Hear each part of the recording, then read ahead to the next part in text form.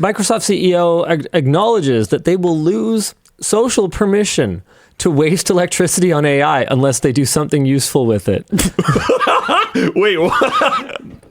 In a surprising moment of self-awareness, Microsoft CEO Satya Nadella admitted at the World Economic Forum that AI risks, and this is a direct quote, becoming a speculative bubble unless its use spreads beyond big tech companies and wealthy economies. He also said that AI companies will quickly lose the social permission to take something like energy unless it's used for improving health outcomes, education outcomes, public sector efficiency, private sector competitiveness across all sectors, small and large. More quotes. For this to not be a bubble, it requires that the benefits of this are much more evenly spread. And he also said that a telltale sign that AI is a bubble would be that only tech companies were benefiting. So it turns out they do hire really smart people to be CEOs of tech companies. Yeah. Way to go. They just never say the quiet part out loud, except when they do. Except for this time. Man, Davos and the World Economic Forum this year were just had absolute fire. Some bangers. Absolute. Who needs the Real Housewives of Beverly Hills when we have Davos and the World Economic Forum? What a wild couple of events. I mean, I guess that's what happens when you hire a reality star to be the head of the world's largest economy. Yeah. You end up with reality TV in your politics. It is. I mean, the ratings are high. Everyone's watching. They have the best ratings.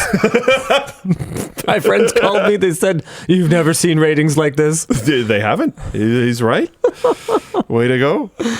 All right. So this comes after Microsoft reaffirmed investments of tens of billions of dollars into building AI data centers, and after Nadella asked the public to stop calling AI slop.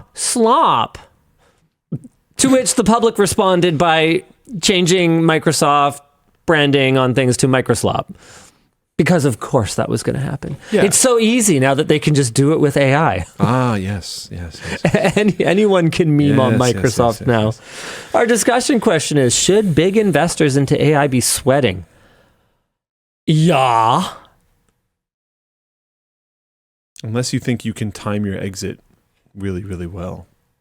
I mean, I think we talked about this on WAN Show before, and I've heard this argument elsewhere as well, but I don't think a lot of the Googles of the world, whatever, man. They have so much revenue flowing in.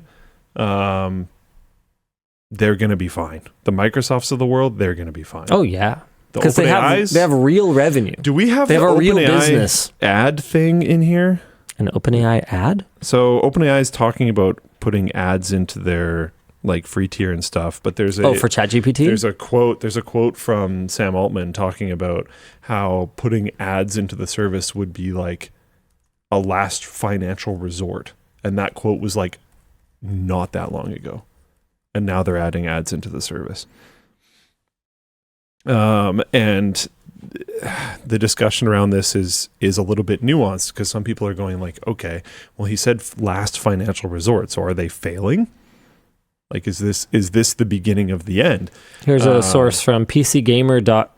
Whoa! What site am I on again? Which one? Just in case you didn't know. Yeah. One's called it a last resort, but ChatGPT is about to get stuffed with ads. Yeah, but the counter... Yeah. Oh, sorry. Oh, my God. Yeah, it's a pretty good one. Because Sam Altman is such an ethical person. Yeah, always. Never otherwise. Even if they don't sell the data to the companies, they can still target you to all hell. So just be ready for that. But there is a counter argument that while it might actually genuinely be a last resort, it doesn't mean that they're necessarily failing. If you look at, they might have been, but this move might literally be significant enough that it actually solves their problems, because there is just so much freaking money in ads. And if you look at, this is a direct argument from Doug, I believe, which was basically if you look at Facebook and Google, clearly ads be banging. So this might actually be enough to just bring them all the way up. It'll be interesting to observe, because I really wonder how they're going to implement it, because and will this open the door for all the other ones to do the same? Absolutely. As soon as, I mean, this is why I always go off about Apple doing something that's anti-consumer, because the second Apple does it, it gives everybody else permission to do it. It's not because I will even necessarily use the Apple product. It's just because everyone else blindly follows once something becomes a norm, because there's another dollar to be made by not including a cable or a charger or whatever else is in the box. So if the household name LLM service has ads in it, then everybody else is, it's easy. And they don't have to tank the reputational hit, because OpenAI will just do it. Somebody else did it first. Yeah. Yep. Yep. Our next discussion question is, haven't these companies already lost their social permission to burn energy?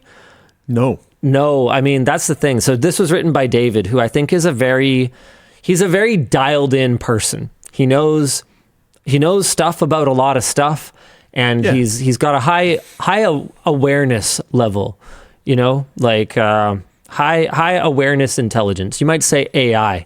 Wow. Sorry, David, I would never say something that rude about you without it being a joke. Clearly a joke. But anyway, like David has a high level of awareness, and I think that often we, and I'm talking to you guys too right now. That's right, you. I'm talking to you. Whoa. You guys. Very serious. We live in our bubble.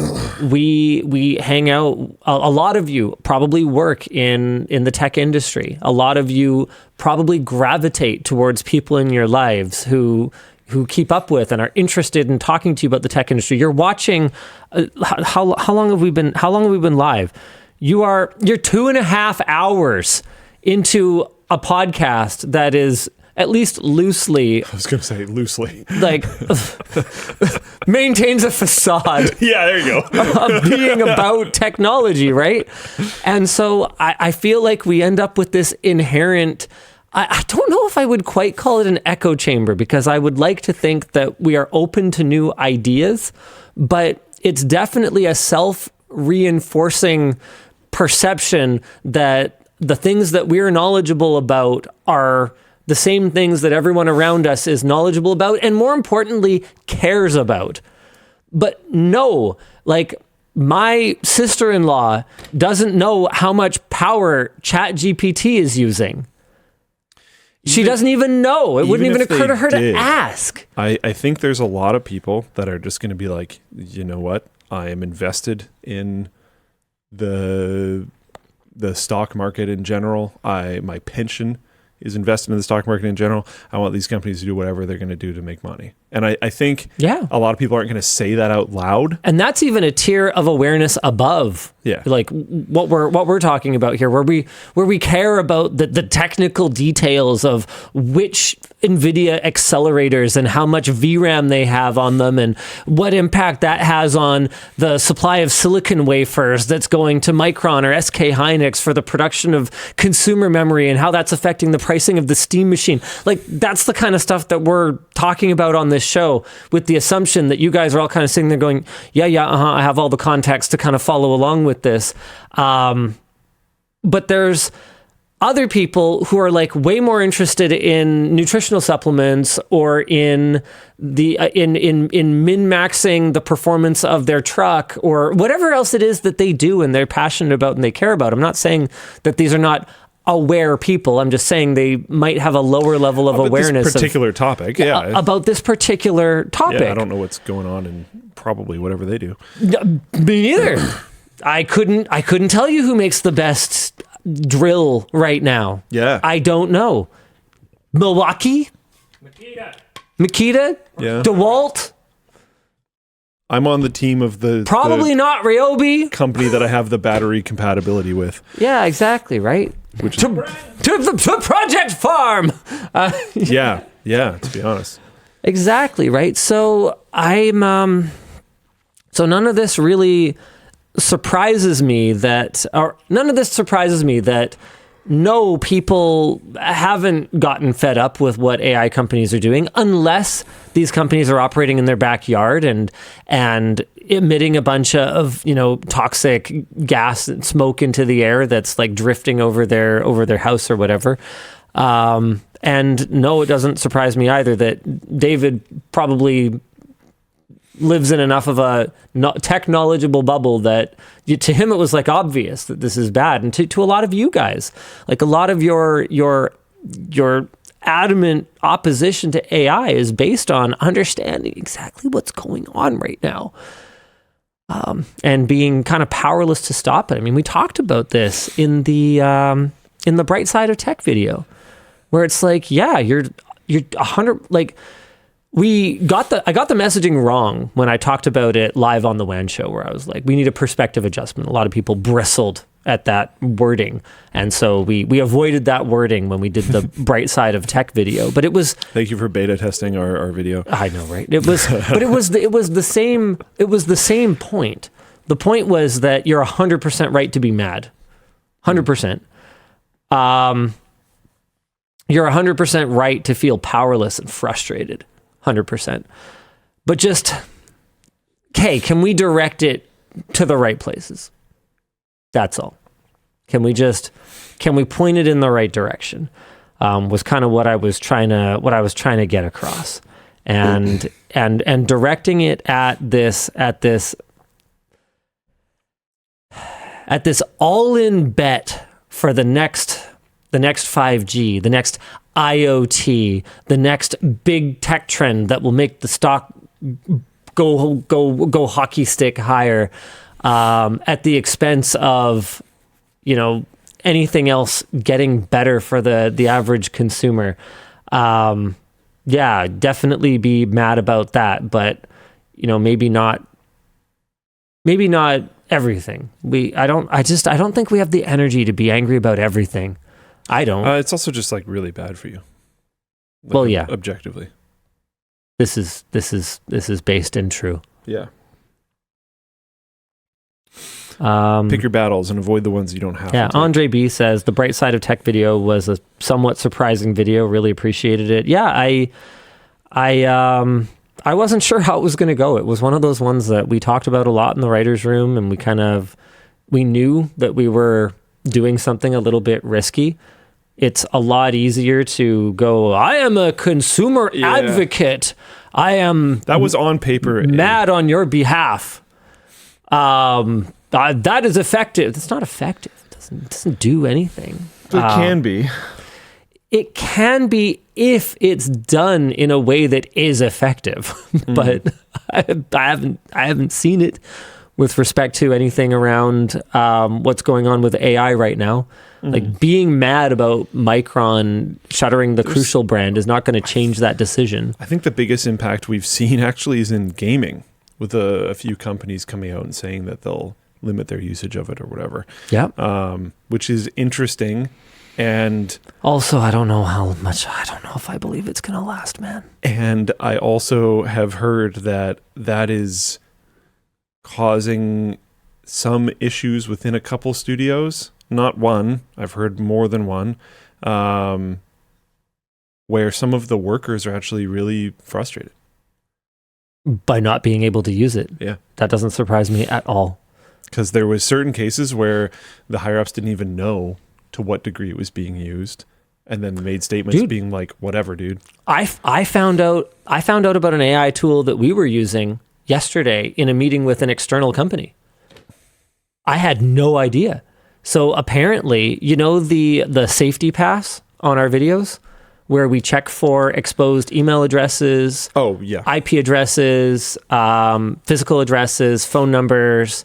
Are you doing an automated run of that as well? Apparently, there's an automated run of that before a human goes in and checks it. Yeah, so you do the classic. Didn't know that. You don't actually remove the human step, but you add in that one to help. And make it easier. We've tuned it to be extremely sensitive. So out of 20 positives, probably only 2 of them will be real. Sure. Apparently, but then when the human check happens, they can just verify those things. But I literally didn't even know we were doing that. And a member of our team, James, was telling this other entity that we were chatting with and sort of exchanging trade secrets, basically. Yeah. Learning from each other. He was like, yeah, and like the best thing about it is that for a 20-minute video, it doesn't take 20 minutes to watch it. It can do it in like a few seconds, and then you can just be surgical about what you're then reviewing as a human. And it's like, it doesn't surprise me at all then that the leadership at these companies literally just had no idea what the employees were doing, because at the end of the day, as long as the work output quality is high, we're going, it's gonna be another tool, whether you like it or not. Yeah, and for a lot of people it already is. And for a lot of people, it has been for a long time as well. Like, there's nothing you could do as, let's say Larian. There's nothing that you could do as Larian to prevent your concept artists from generating a bunch of AI slop on their computer at home, being inspired the next day when they come into the office. You literally can't. Yeah, you can't actually technically control it. You can set like a tone for your company. You can try to set like a general expectation, and then people would have to work around that and be sneaky and dodgy about it, which will significantly reduce it, potentially to zero, but you can't actually guarantee that it will be at zero. The cat's out of the bag. This is the same argument I've made in the past about like the AI regulation stuff. Is like, I don't know what you can do at this point. Like, and I'm very open to ideas, to be clear. I'm not saying don't do anything, but like the models have already been trained and then open sourced. They're out there. Yeah. There's you can't turn this off. There's no turning the faucet to close. It's out there. People are running this in home labs. You cannot take it fully away anymore. And in fairness, a lot of the ideas are really good. Like, look at this tiger polar bear. Can you imagine Star Wars with creature design of this caliber? That is what AI is. It's just so sad, man. Sorry. It's Pawn Crackers goes, oh no, not again. It's so sad for so many reasons, because like that obviously just in and of itself is depressing, but then just seeing what has happened to Star Wars and then seeing that is a genuinely like praised idea coming out of that camp just is so That's not even sad. The worst one. This is the worst one. Yeah. This is by far the worst one. Yeah. They're all so bad though. It's like